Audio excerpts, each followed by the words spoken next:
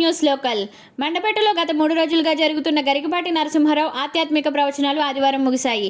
శివతత్వం ప్రస్తుత సమాజంలో మానవాళి ఆచరించాల్సిన విధానాలు, పెద్దల పట్ల వ్యవహరించాల్సిన తీరును చలోక్తులతో చెబుతూ వారిని ఆలోచింపజేశారు. తన ప్రవచనాలు కొందరిని మార్చినా తాను సఫలీకృతుడైనట్లన్నారు.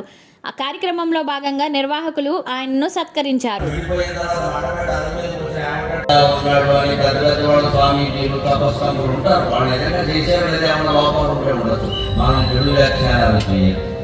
మంచి ఉంటే చెబుదాం, లేకపోతే ఏదోనండి ఈ వచ్చేదో రకంగా ఉండడానికి ఎందుకంటే వీళ్ళు మంచి అంటే జరుగుతుందో జరగదు, కోపం వచ్చి చూడంటే జరుగుతుంది. అంటే